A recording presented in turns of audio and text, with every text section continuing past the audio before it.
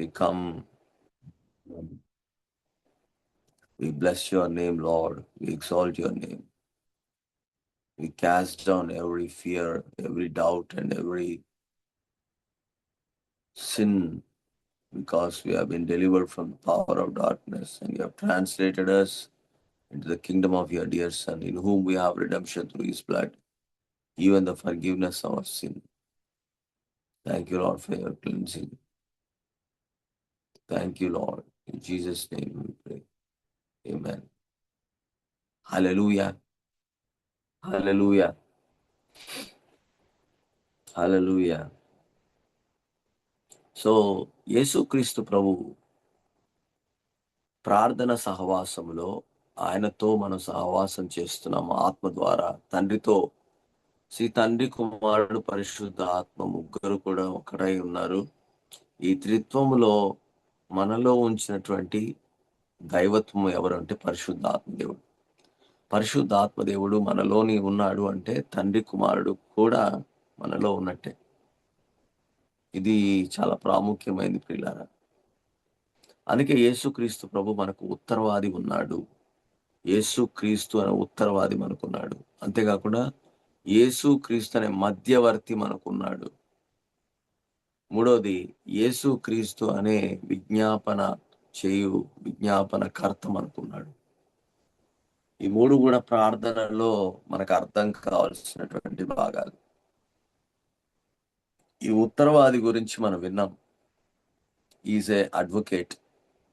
So advocates అందరూ ఏం చేస్తుంటారంటే, ఒక విక్టిమ్ ఎప్పుడైతే ఉంటాడో, ఆ విక్టిమ్ వాని పరిస్థితి బాగలేదు అన్నప్పుడు వాడు ఏం చేస్తాడంటే, న్యాయాన్ని ఆశ్రయించినప్పుడు న్యాయాధిపతి దగ్గరికి వెళ్తాడు. కానీ వాడి పరిస్థితి ఏ విధంగా చెప్పుకోవాలో వాడికి తెలియదు. వాడికి ఎలాంటి జీవో అంటే ఇండియన్ పీనల్ కోడ్స్, ఐపీసీ ప్రకారంగా జీవోలు కానీ ఏమి వాడికి తెలియదు. ఇప్పుడు వాడికి అలాంటి వ్యక్తి అవసరం, సహాయం అవసరం. వాడు నేను తప్పు చేయలేదు అని నిరూపించుకునేటువంటి పరిస్థితి అవసరం. అందుకే ఈ లాయర్స్ అందరూ కూడా వాడికి హెల్ప్ చేస్తారు.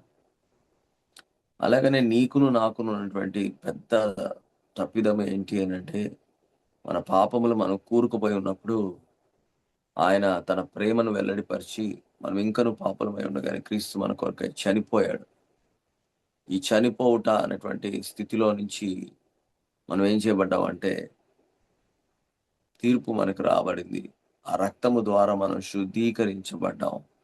యేసు యొక్క రక్తము మన ప్రతి పాపమును కడిగి పవిత్రుడిగా చేసింది. సో ఆయన మన పాపములను క్షమించి సమస్త దుర్నీతి నుండి మన పాపములను కడిగి పరిశుద్ధపరిచాడు. ఇది దేవుడు చేసినటువంటి గొప్ప కార్యం. ఆయన గొప్ప కార్యాల్లో ఇది చాలా ప్రాముఖ్యమైనది. కనుక మనం చూస్తున్నాం వాక్యంలో ఆయనకి ఇంకొక పరిచర్య ఉంది. ఆయన సంఘానికి ప్రభువై ఉన్నాడు, సంఘానికి ఆయన శిరస్సు అయి ఉన్నాడు. అందుకే దావీదు ఒక మాట చెప్పాడు, the lord is my shepherd, I shall not want. Yesu ప్రభు కూడా అదే మాట మాట్లాడాడు. దావీదు ఏదైతే చెప్పాడో అదే మాట యేసు ప్రభు చెప్పాడు. కీర్తన మనకి 23వ అధ్యాయం అందరికీ తెలుసు. ప్రతిరోజు సంఘంలో కూడా మనం దాన్ని ప్రకటన చేస్తూ ఉంటాము. సమర్పణ ఆఫరింగ్స్ దగ్గర యెహోవా నా కాపరి, నాకు లేమి కలగదు అని మనం మాట్లాడుతూ ఉంటాం. దావీదు చెప్పినటువంటి మాటని యోహాను సువార్త 10వ అధ్యాయం 10వ వచనంలో కూడా యేసుక్రీస్తు ప్రభు అదే మాటను చెప్పారు. చూడండి, యోహాను 10:14, నేను గొర్రెల మంచి కాపరిని, I am the good shepherd and I know my sheep and I am known of mine. నేను గొర్రెలకు మంచి కాపరిని. దావీదు ఏమన్నాడు? యెహోవా నా కాపరి, నాకు లేమి కలగదు. సో దావీదు చెప్పినటువంటి మాటనే యేసు ప్రభు యోహాను సువార్త 10వ అధ్యాయంలో 14వ వచనంలో ఈ విధంగా రాశాడు, నేను గొర్రెలకు మంచి కాపరిని. సో 22వ కీర్తన అనేది యేసుక్రీస్తు యొక్క మరణాన్ని గురించి అది ప్రవచనముగా వ్రాయబడింది. ఆయన మంచి కాపరి అని 23వ అధ్యాయం కీర్తనలో రాయబడింది. 24వ అధ్యాయంలో మనం చూస్తే ఆయన రాజులకు రాజు, ప్రభువులకు ప్రభు అయి ఉన్నాడు అన్నటువంటి ప్రవచనాన్ని మనం చూడగలం. సో 3 అధ్యాయాల్లో యేసు ప్రభువును ఈ విధంగా ప్రకటన చేశారు. 22వ అధ్యాయంలో ఆయన మరణాన్ని గురించి ప్రవచనం రాయబడింది. కీర్తనల గురించి చెప్తున్నాను నేను.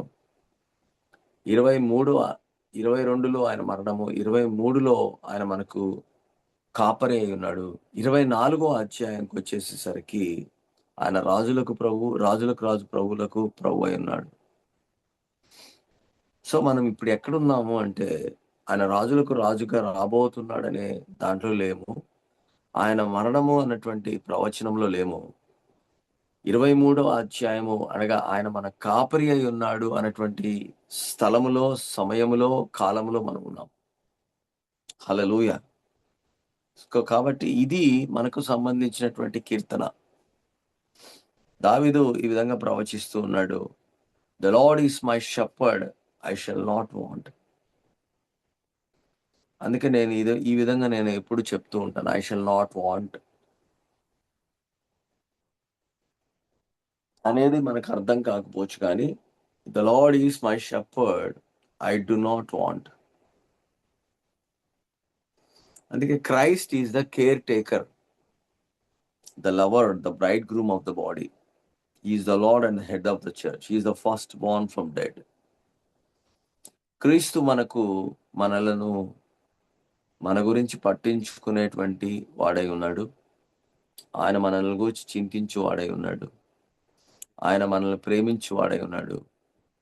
సంఘము అన్నగా కన్యకగా వధువుగా ఉన్నటువంటి సంఘానికి ఆయన యజమానుడిగా ఉన్నాడు, భర్తగా ఉన్నాడు. అంతేకాకుండా సంఘానికి ఆయన శిరస్సై ఉన్నాడు, ప్రభువు అయి ఉన్నాడు. మృతులలో నుంచి ప్రథమ ఫలముగా ఆయన లేపబడ్డాడు. ఇవన్నీ కూడా యేసును గూర్చినటువంటి మాటలుగా రాయబడ్డాయి. చూడండి, కొలస్సీలకు రాసిన పత్రిక 1వ అధ్యాయం 12వ వచనంలో మనం ఈ విధంగా చూడొచ్చు. కొలస్సీ 1:18.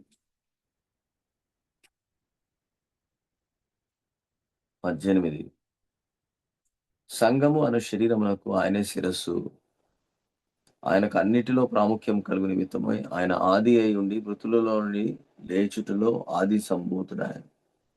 ఆయన ఆది అయి ఉండి మృతులలో నుండి లేచుటలో ఆది సంభూతుడై ఉన్నాడు. సో ఆయన మృతులలో నుంచి లేపబడ్డాడు ప్రథమ ఫలముగా. అంటే మనకందరికంటే ముందుగా ఆయన మృతులలో నుంచి లేపబడ్డాడు, మరణం నుంచి గెలిచాడు. అంటే దానికి అర్థం ఏంటి అని అంటే, మనమందరం కూడా జయించిన వారము. మనము కూడా ఆయన లాగానే మరణము నుంచి జీవములోనికి దాటి ఉన్నాం. యేసు క్రీస్తు ప్రథమ ఫలముగా లేపబడ్డాడు, మనము కూడా అదే విధంగా లేపబడుతున్నాం. సో అందుకే ఫిలిప్పీలకు రాసిన పత్రిక 4:19లో మనకందరికీ పరిచయమైనటువంటి భాగం. ఫిలిప్పీ 4:19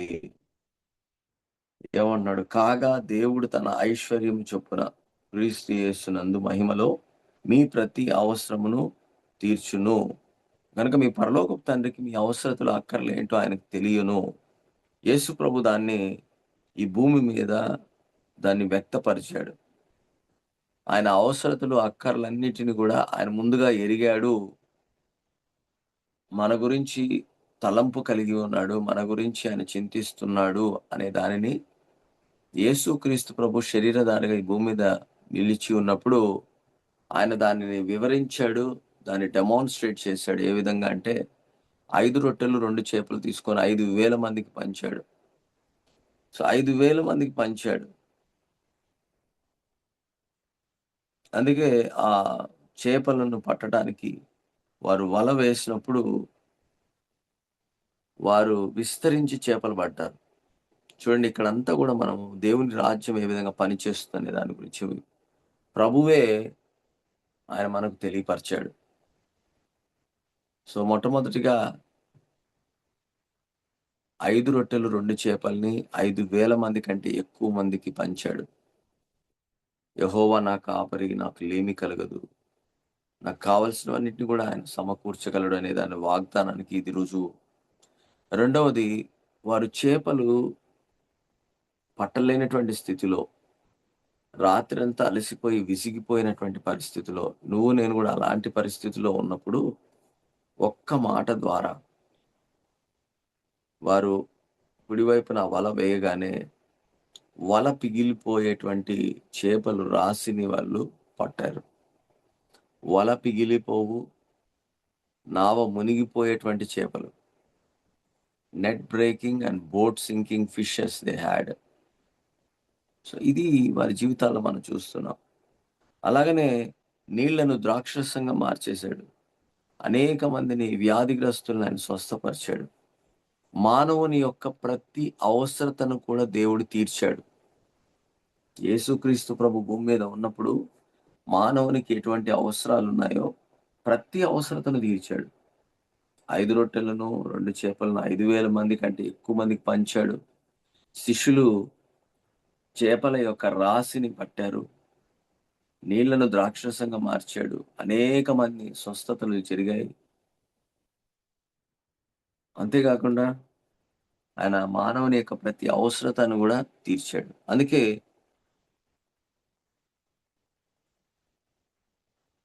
యెహోవా నా కాపరి, నాకు లేమి కలగదు. He is my Lord, my shepherd, and I can say, the Lord is my shepherd, I do not want. I do not want for healing. I do not want for health. I do not want for strength. I do not want for power.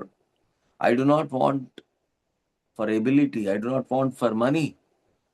I do not want for anything. The Lord is my shepherd. I do not want. నేను దేని గురించి కూడా కొదువలేమి లోటు నా జీవితంలో లేదు. దేని విషయమై అంటే యెహోవా నా కాపరి అయి ఉన్నప్పుడు స్వస్థత గురించి నాకు కొదువ లేదు. నాకున్న ప్రతి అవసరత, నాకున్నటువంటి శక్తి, సామర్థ్యత, నాకున్నటువంటి ప్రతి కొదువ ఏది కూడా దేవుడు నాకు కొదువలేమి లోటులో నన్ను ఉంచలేదు.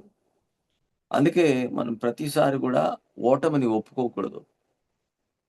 నేను విశ్వాసము వెలిచూపు వలన కాదు గానీ విశ్వాసములో నేను నడుచు వ్యక్తిని. సో అందుకే బైబిల్ ఏం చెప్తుందంటే, we walk by faith not by sight. 2 కొరింథీ 5:7లో రాయబడింది. సో మనం వెలిచూపు వల్ల నడిచేవారం కాదు, విశ్వాసములో నడిచేవారం. అందుకే ప్రార్థన జీవితం అనేది వాక్యము ద్వారా కట్టబడినప్పుడు దేవుడు నీకు అవన్నిటిని కూడా సమకూర్చాడు అనేటువంటి నిశ్చయత, విశ్వాసంలో నువ్వు నడవగలిగితే దేవుడు వాటన్నిటిని జీవితంలో చేయగలడు. హల్లెలూయా.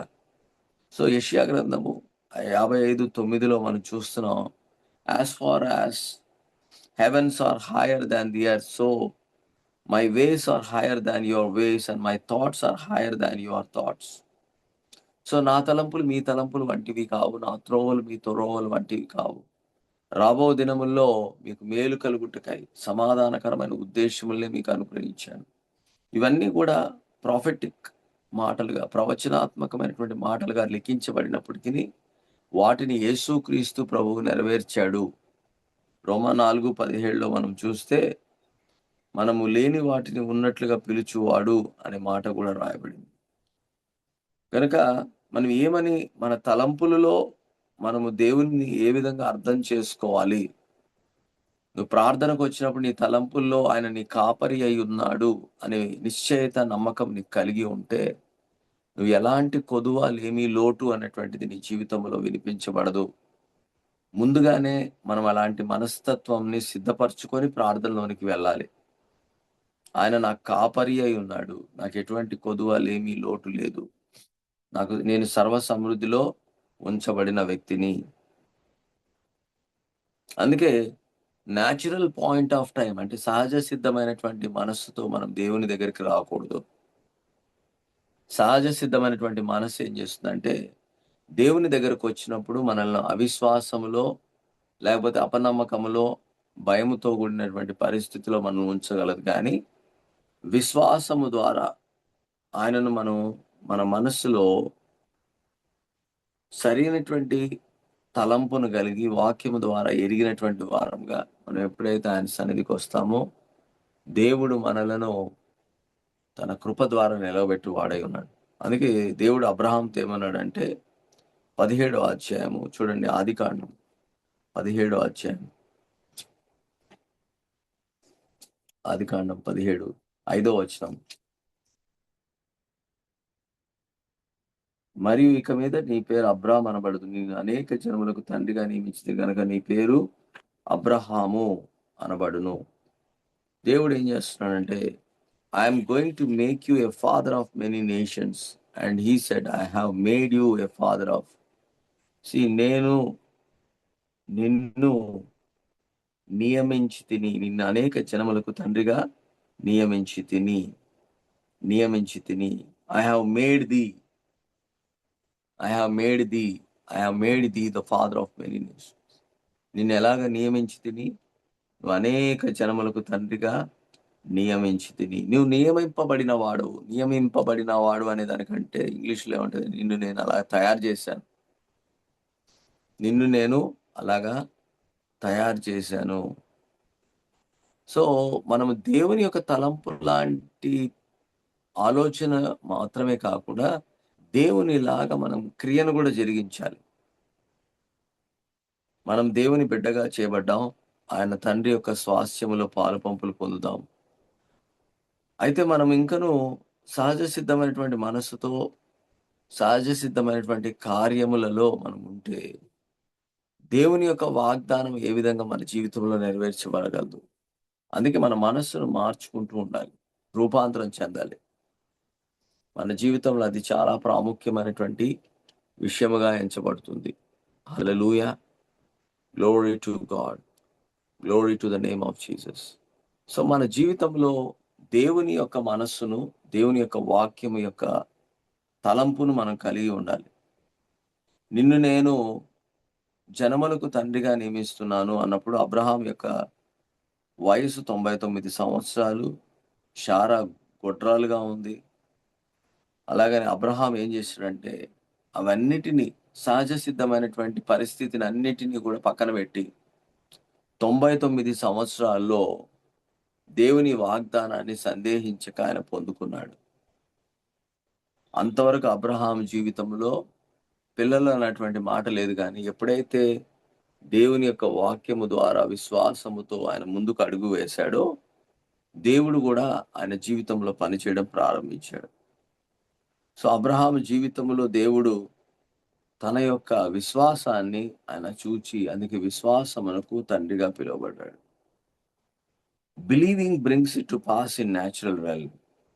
సో మనం నమ్మేటువంటి మాట ఏం చేస్తుందంటే, సహజ సిద్ధమైనటువంటి, సహజములో ఉన్నటువంటి పరిస్థితుల్లో అది కనిపించే విధానంలో అదృశ్యమైనవి ఉన్నవనుటుగా రుజువుగా వాక్యాన్ని మనము మన మనస్సులో, మన హృదయంలో కలిగి ఉన్నప్పుడు ఈ అదృశ్యమైనటువంటి సంగతులను దేవుడు దృశ్యమైనటువంటి రూపంలోనికి దాన్ని మారుస్తాడు.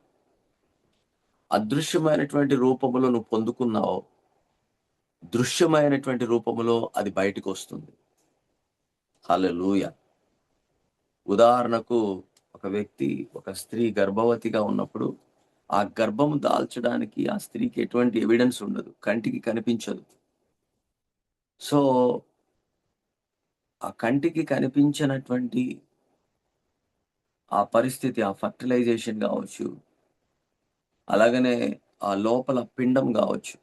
ఈ మధ్యలో అడ్వాన్స్ టెక్నాలజీ వల్ల మనకి స్కాన్స్ వచ్చాయి. ఈ స్కాన్స్‌లో ఆ బిడ్డ ఎదుగుదలను చూస్తూ ఉంటారు.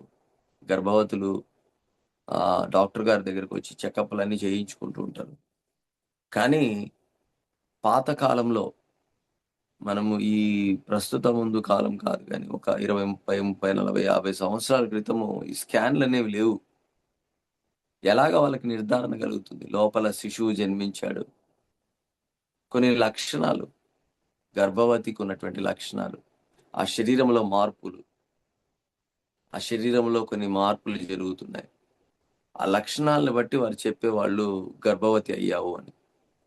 అలాగనే నువ్వు దేవుని వాక్యము అన్నటువంటి మాట నీ మనస్సులో, నీ హృదయంలో నాటబడి, నింపబడితే ఏమవుతుందంటే, నేను ఆ మాటను గర్భము ధరించి ఫలానటువంటి పరిస్థితిలో ఆ కనిపించినటువంటి గర్భం ఏం చేయబడుతుందంటే, ఆ శిశువు జన్మింపజేసేటువంటి స్థితిలో బయటికొచ్చి అందరికీ కనిపించేటువంటి విధానంలో అది జరగబడుతుంది. దానికి నువ్వు నేను సహకరించాలి. దేవుడేం చేయడు. దేవుడు విత్తనం ఇస్తాడు. ఆ విత్తనం నాటబడింది. ఆ విత్తనము ద్వారా మనము దాన్ని పొందుకొని ఉన్నాము. వాక్యం అనేటువంటి విత్తనంలో కూడా మన పరిస్థితి అలాగనే ఉండాలి.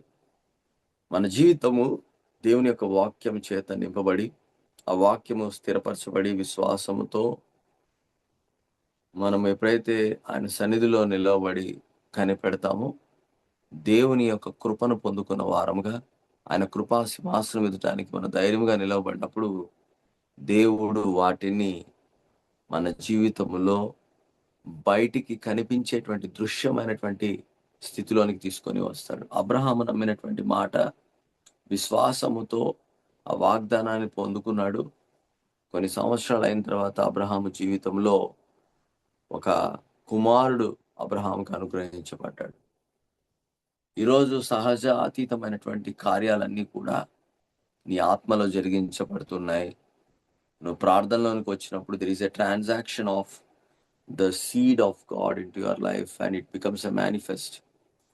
సో ఆత్మ ద్వారా నేను పొందుకున్నటువంటి ప్రతి వాగ్దానము భౌతిక పరంగా కనిపించేటువంటి విధానంలో అది రావడానికి కొంత సమయం పట్టొచ్చు, కానీ అది ఖచ్చితంగా జరుగుతుంది. అది ఖచ్చితంగా జరుగుతుంది. ఎలాగైతే గర్భవతి 9 నెలలు వెయిట్ చేస్తుందో, అలాగని నీ జీవితంలో నువ్వు పొందుకునేటువంటి వాటి విషయమై నీ విశ్వాసమందు తప్పిపోకూడదు. అందుకే యెహోవా నా కాపరి, నాకు లేమి కలగదు. ప్రతిసారి కూడా ఇదే మాట మనం మాట్లాడాలి. నీ కొదువ, లేమి, లోటు అనేది వినిపిస్తుంది అన్నప్పుడు, యెహోవా నా కాపరి, నాకు లేమి కలగదు. యెహోవా నా కాపరి, నాకు లేమి కలగదు. ఆయన నా కాపరి అయి ఉన్నాడు, నేను ఆయన గొర్రెనై ఉన్నాను.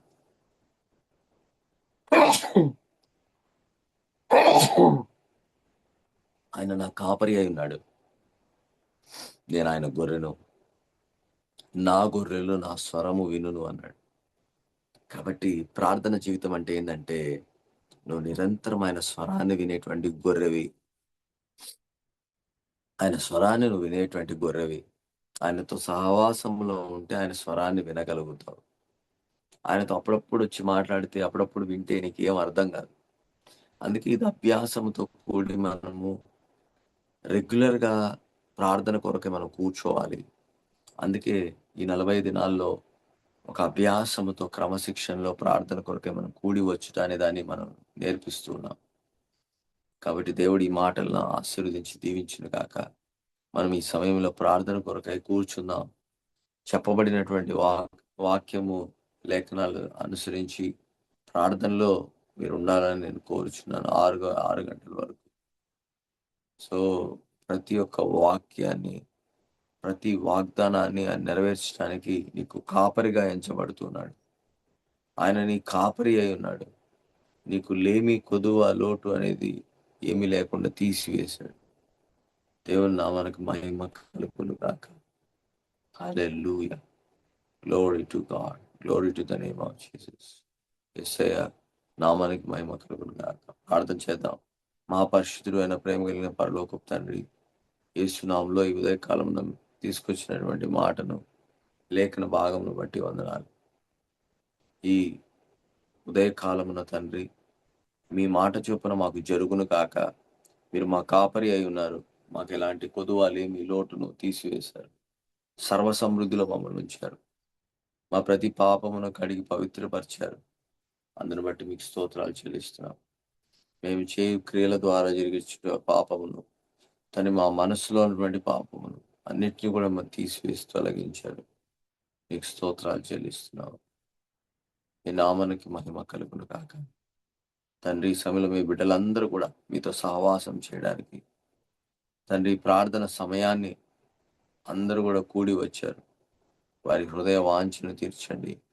వారికి ఎటువంటి అక్కర్ల అవసరతలు ఉన్నాయో క్రీస్తు యేసు యొక్క మహిమేశ్వరు తీర్చి మీరే మహిమ పొందమని యేసు నామములో స్తుతించి గణపరిచి అడిగి పొంది ఉన్నాము తండ్రి. ఆమెన్. ఓ హల్లెలూయా. మన ప్రభువైన యేసుక్రీస్తు యొక్క కృప, పరమ తండ్రి దేవుని యొక్క ప్రేమ, పరిశుద్ధాత్మ యొక్క అన్యోన్య సహవాసం మనతోనూ సకల పరిశుద్ధులతోనూ ఇప్పుడు ఎల్లప్పుడూ సదాకాలం తోడైండును గాక. ఆమెన్. సో మనం మిగిలిన సమయాన్ని అందరం కూడా వ్యక్తిగతంగా మీరున్న చోటనే ప్రార్థనలో కొనసాగించబడదాం.